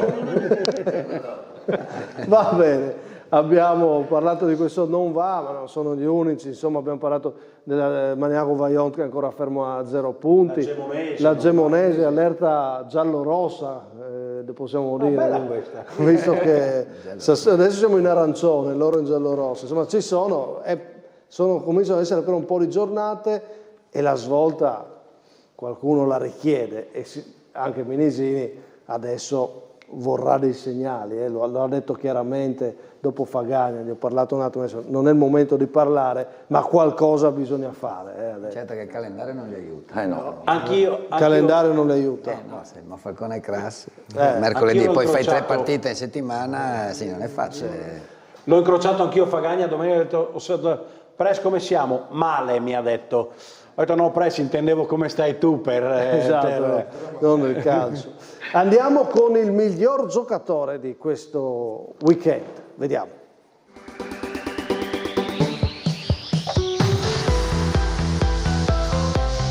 Sebastiano Sicco, si sblocca lui e si sblocca l'Oltre. 3 gol per la prima vittoria in campionato. Uno dei simboli di questa squadra, arrivato giovanissimo in prima squadra a 16 anni e ha sempre avuto grande continuità, un trequartista con il vizio del gol nelle ultime 3 stagioni. La sua personale classifica dice 18, 11, 10 reti, insomma, sempre in doppia cifra. Bene per l'Oltre avere un giocatore simile e se qualcuno non si è già accorto di lui, adesso comincerà a farlo. Si erano accorti, sì. Lui era fatta a Fagagna praticamente, poi 2 giorni prima dell'apertura del mercato, e qui credo che i presidenti e i responsabili siano arrabbiati per questo, hanno cambiato a Roma le carte in tavola, prolungando il vincolo, e a quel punto l'Oltre ha detto è vincolato ancora un anno mio, me lo tengo, ma lui effettivamente era già stato... Ti è successa una cosa simile? No, ha avuto un altro caso di mercato, tu, non sul sì, con Canapari che era andato all'Azzurra, poi... Ma non c'era il vincolo lì, o sì? Sì. No, era libero, ma poi è venuta fuori questa cosa. Esatto, stessa situazione. Che ha messo in difficoltà tutti. In meglio te è andata, perché è rientrata te. Però Sicco... C'era già un accordo con il ragazzo che voleva fare l'eccellenza, quindi io l'ho lasciato... Questo ragazzo è 20 anni che a Corno è nato, è giusto che dare lo spazio, no? Sì. Doveva andare all'Azzurra, poi lì non sono andati d'accordo, c'è stato un po' di... Comunque Sicco uguale, è sempre stato all'Oltre, è cresciuto, è rimasto lì bene per l'Oltre, insomma, sì. No? Cosa mi dite di questo giocatore? Ma io, guarda, se tu stasera non lo nominavi te l'avrei detto io. Mi avresti dato questo nome? Sì, perché Sebastiano è un ragazzo dolcissimo, umile, serio, educato, e se prende anche un po' il carattere del papà che giocava con me, fa ancora 2 salti di più. Oltretutto tripletta su un campo difficile, con un cambio allenatore, perché sai, Gemona avevano appena cambiato allenatore, certo. È arrivato Polonia, sono andati là, classifica erano tutti bassi, 3-4 punti erano lì, ha fatto tripletta. Poi ti dico un ragazzo eccezionale. 3 anni che il Corno lo cerca. Ok. È 3 anni che dovevamo trovare l'incontro anche quest'anno, ma c'erano degli accordi. Se andavamo in eccellenza veniva perché giustamente aveva delle richieste in eccellenza, e gli ho detto giustamente è giusto che tu provi a fare questa... Comunque, come dice Simone... Però prima o poi l'eccellenza se la merita con questo, la deve fare. Il prossimo anno si svincola, la fa, e va. Dove?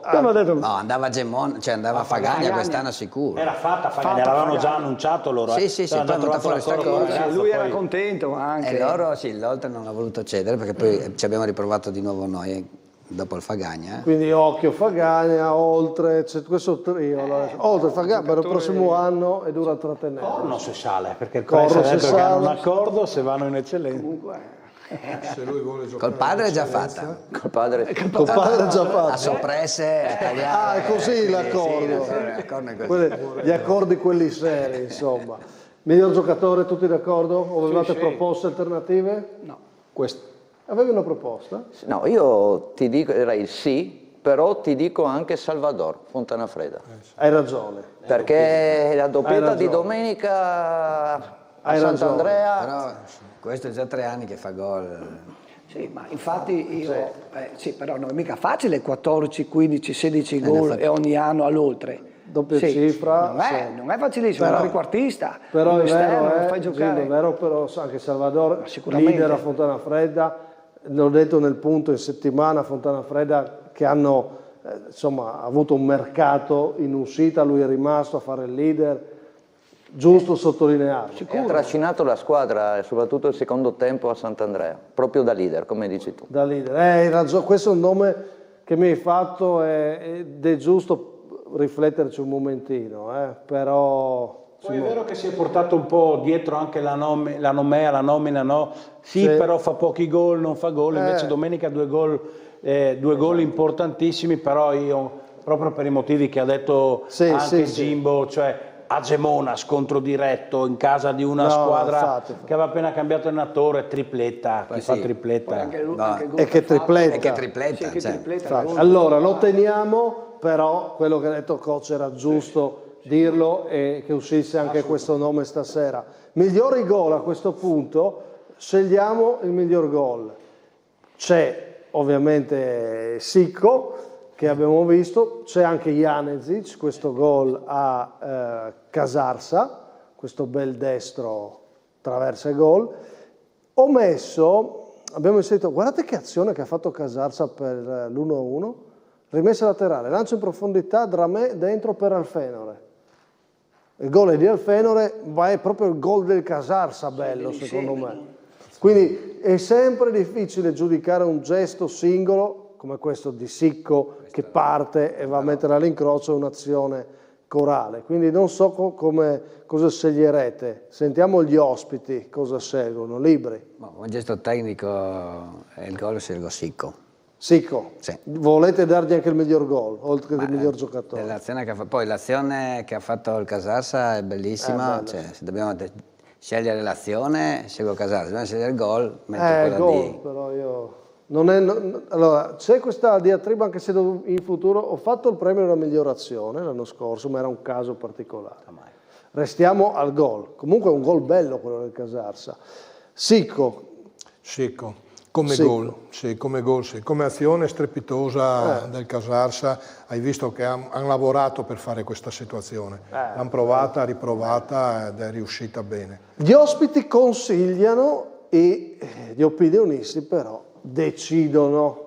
Vai tu, Simone. Vai Simone. Vai tu, Simone. Allora, per fortuna non ha segnato Del Fabbro perché i difensori si sono svegliati. È vero. Perché se no sto Del Fabbro, che lui martedì scorso mi ha subito scritto, ti denuncio, mi ha scritto, per istigazione alla violenza mi ha scritto.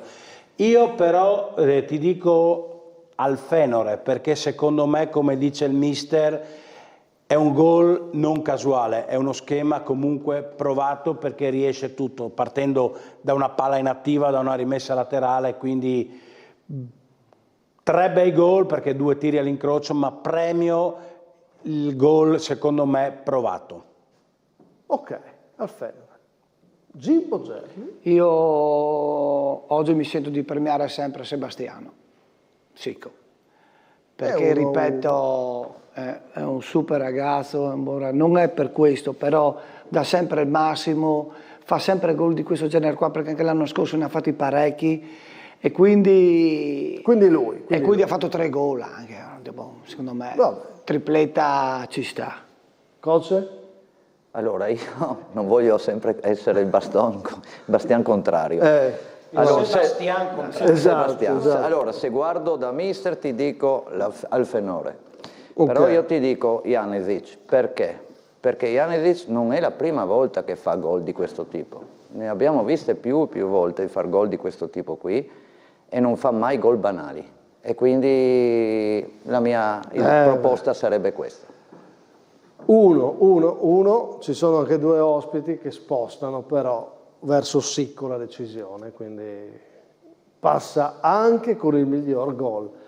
Personalmente mi piace anche questa lettura, premiare anche Janezic, quello che sta facendo con San Luigi, diverse giocate, hai ragione, sono tutte letture importanti, ma come dico sempre, noi qua facciamo un gioco, ma di base che cosa stiamo facendo? Valorizzando i giocatori, le società, e quindi il Casarsa ha mostrato un'azione, Janezic ci ha mostrato un altro gran gol, Sicco ne abbiamo parlato, l'importante è mostrare, parlare di queste giocate, poi noi appunto giochiamo a fare i giudici e ne esce un vincitore. In nomination quindi per l'MVP, gol e giocatore di ottobre, in questa prima nomination c'è Sicco.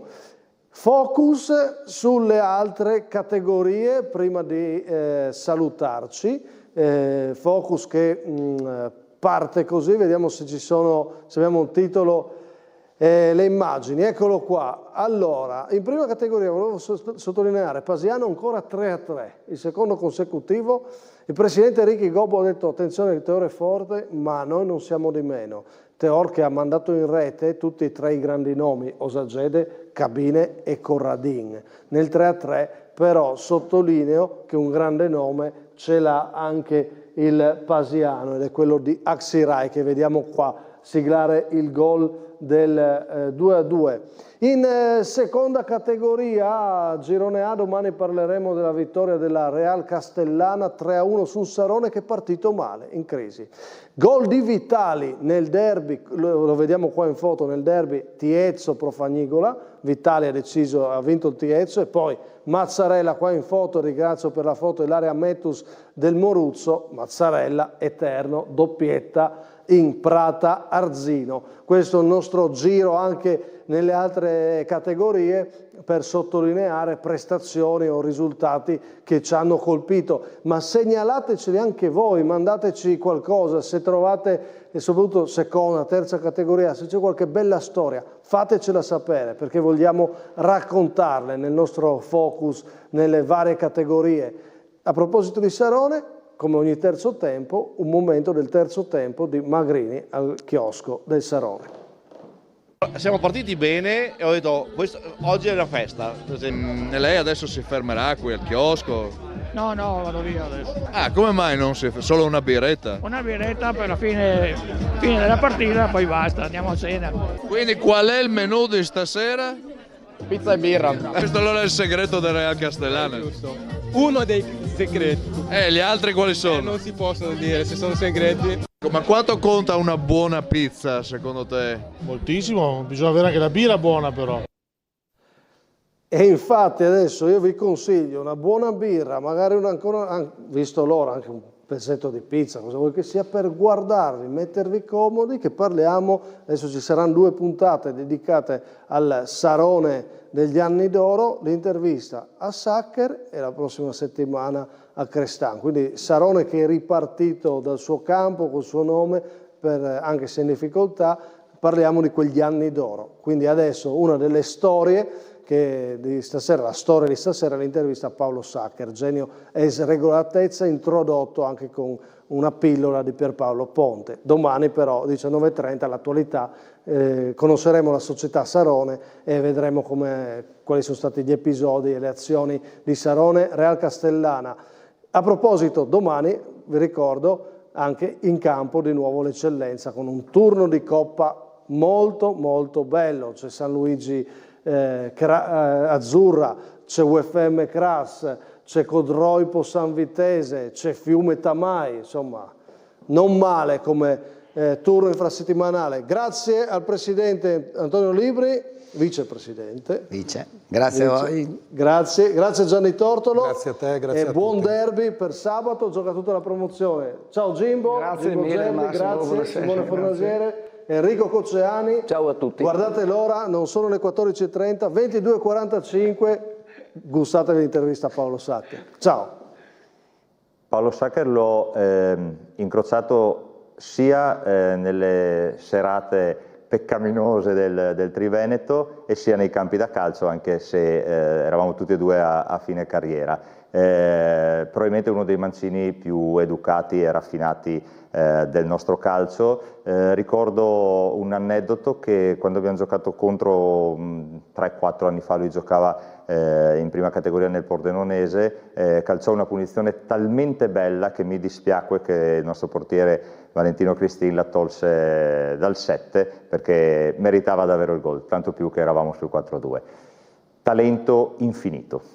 11 gennaio 79 di Pordenone, stiamo parlando di Paolo Sacher, giocatore di evidente talento, almeno per quello che ho visto io, un 10, comincia a Cordenons, poi giovanili Bologna, Padova, ma facciamoci raccontare la sua carriera, poi dilettantistica da lui. Ciao Paolo.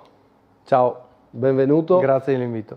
Senti, quel periodo lì, giovanissimo, chi era quel Paolo Sacher che va a Bologna, Padova, quindi insomma... Ho iniziato a Cordenons e a 12 anni sono andato a Bologna.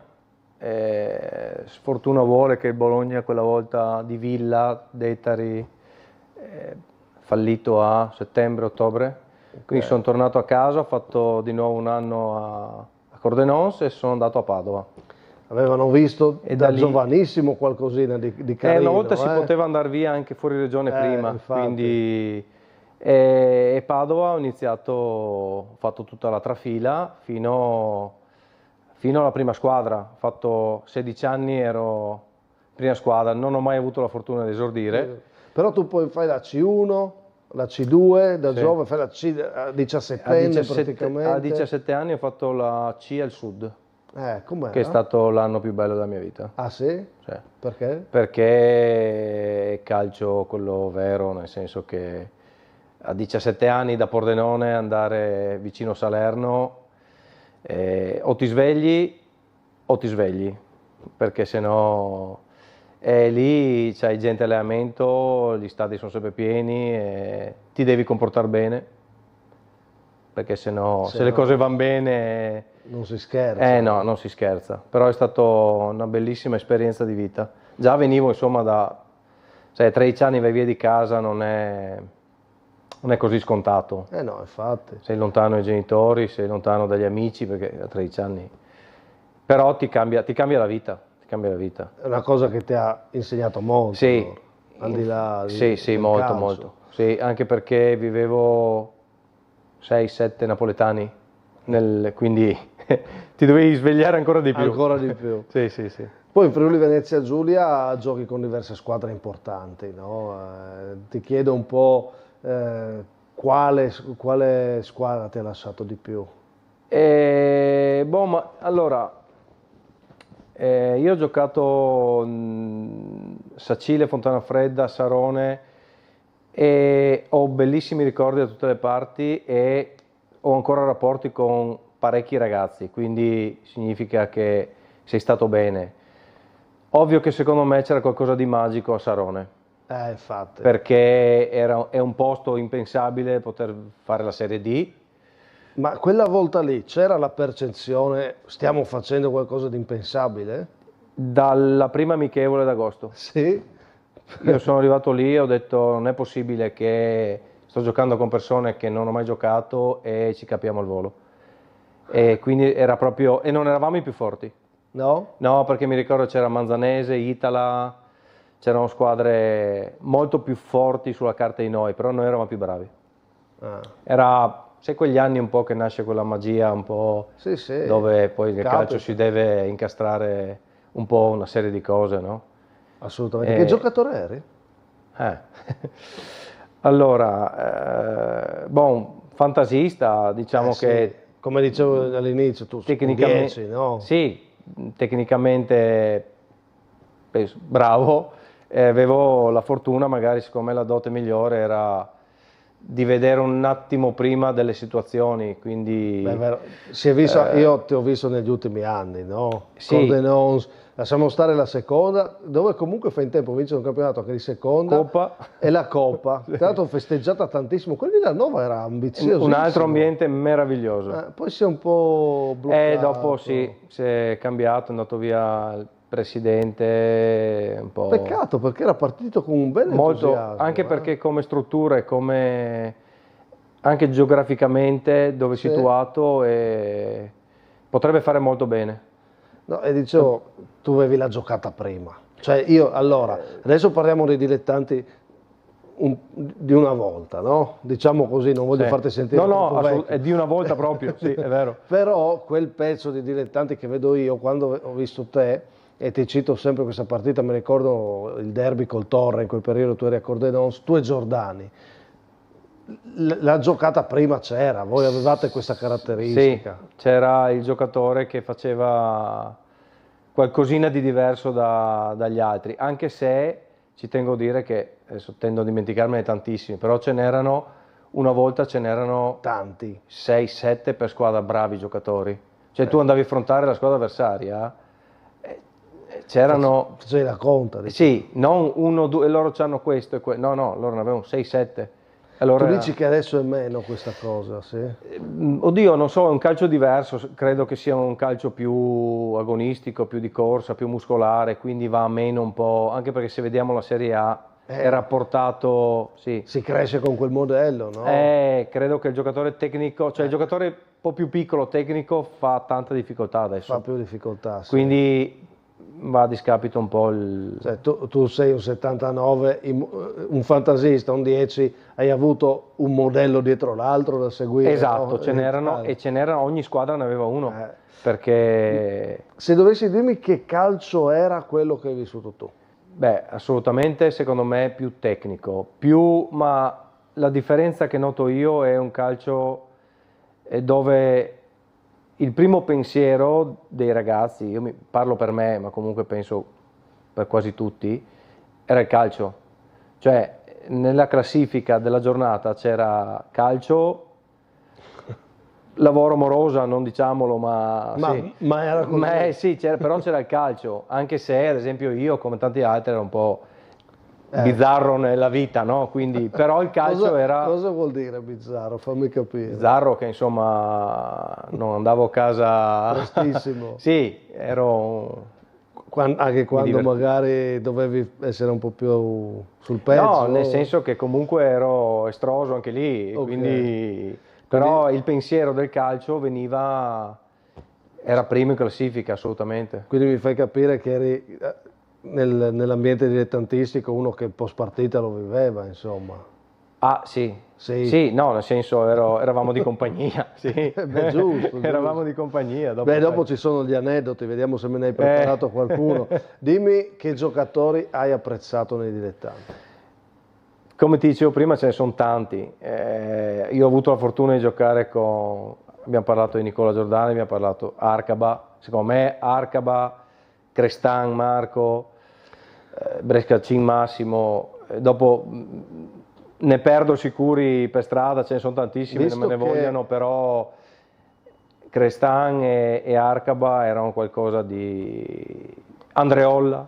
Mi dici perché erano così diversi, più forti? Me ne dici due parole, una per Arcaba e una per Crestan? Beh, Arcaba era perfetto in tutte le scelte che faceva. Arcaba mi ha detto di lasciarti questa, comunque.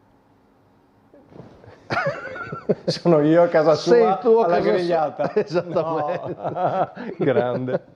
E stavi guidando una cosa, penso, dei figli, il peggio del peggio ha portato. Esatto, quindi dopo devo lasciartela come ricordo. Assolutamente. Va bene. Arcaba perché dove lo mettevi era il migliore nel ruolo, cioè, lui poteva fare difensore la punta, ma secondo me era... E Crestan? Crestan secondo me era un genio mentale. È stato uno, se non l'unico, perché quando tu scendi, tra virgolette, un po' da professionisti, fai difficoltà. È innegabile la cosa, cioè fai veramente difficoltà. Ed è stato l'unico a mettermi in difficoltà, perché leggeva come me la cosa, non me l'aspettavo. E quindi mi diceva anche, sì, oh, svegliati. E quindi è nata quella sintonia tra me e lui dentro e fuori dal campo che... Siete amici? Sì, molto, sì. Bello. Una partita indimenticabile? Allora, ne ho avute fortunatamente abbastanza, però mi ricordo una bella e una brutta. Una bella dove era Fontana Fredda Sarone, abbiamo vinto 4-3, ho fatto 3 gol su punizione, c'era il portiere che era...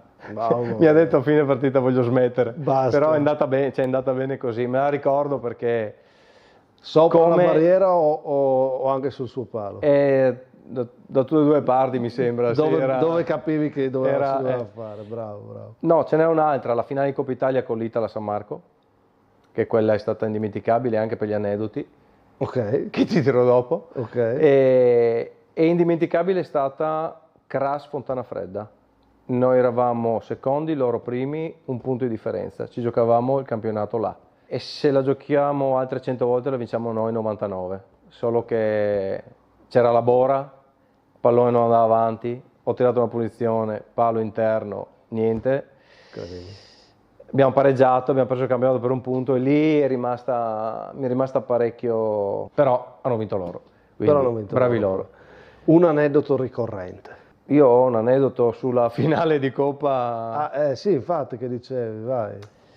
E... Sei preoccupato nel dirlo o si può? No, roba tranquilla. nel senso che era il 6 gennaio, se non sbaglio, la finale di Coppa. Sì. E io il 5 sono lasciato andare un attimo in una serata un po' mista e quindi che non era da me, cioè io prima della partita non l'ho mai, ho fatto tutti gli altri giorni, ma la prima partita io ero un ragazzo per bene. Ok. Quella sera lì per varie ed eventuali è andata così. È andata così, la mattina mi sono svegliato per andare alla partita, ovviamente sono... Ore dormite però per capirci? Poche. Quasi niente. Quindi mi sono svegliato all'improvviso, il problema è che io vivevo a Sacile. Okay. E a Sacile c'era il mercato che io non sapevo e quindi mi avevano portato via la macchina. Perfetto, dai, molto bene. Ho chiamato il mister con una scusa, vabbè, che penso...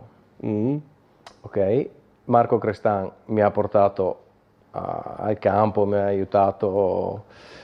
Il problema è che sono arrivato al campo che non avevo neanche le scarpe, né a borsa. Ok. Quindi l'aneddoto è che non so il perché, ma quella partita è stata una delle più belle partite che ho fatto gol e assist, abbiamo vinto la Coppa. Incredibile. È incredibile, non si fa. Non si fa, però l'ho fatto e è andata. Non si fa, ma si fa, Ma altrimenti non si sarebbe estrosi. È capitata così e quando ho aperto la scena madre è stata quando sono arrivato all'ultimo che stava già parlando, scusate, sì, De Pieri. Sì, che lo saprà adesso. Sì, ma mi conosce, quindi andiamo tranquilli. E ho aperto la borsa sotto e c'erano le ciabatte, ho detto no, qua c'è qualcosa che non funziona. Per fortuna quegli anni là c'erano non 1,90 m, quindi c'erano tutti 1,70 m, avevano le scarpe simili alle mie. Va bene, però abbiamo concluso con una delle partite più belle. Però è stata bella anche perché loro erano un'ottima squadra. Poi assolutamente. E noi ci allenavamo in base anche a queste cose qua, nel senso, giocavo contro l'Itala, io avevo nel mirino Andreolla, il portiere, il difensore, quindi io durante la settimana devo vincere con loro, ma devo vincere la sfida con... giusto. Dopo bevevo la birra, amico, tutto quello che è, però ragionavo così. Ragionavo quel portiere no? sempre pensavo il martedì, pensavi come era andata la partita, mercoledì cominciavi a... Solo per chiudere con l'aneddoto, ma la sera prima dov'eri alla fine? Si può dire? Cos'è successo? Non si può dire, fermiamoci qua. Sono in troppi. Sono in troppi a guardarci. Ok, va bene. No, vabbè, tutto quello che fa un giovane, si esce con una ragazza, si esce con gli amici, insomma. Sì, non l'avevi calcolata, quella che capita. No, era la classica cena tranquilla. Però... la finale in Coppa era per me. Però poi... cose che succedono ogni tanto. Cose che succedono ai numeri 10. Paolo Sacher, è stato un piacere fare una chiacchierata con te. Grazie. Grazie a voi.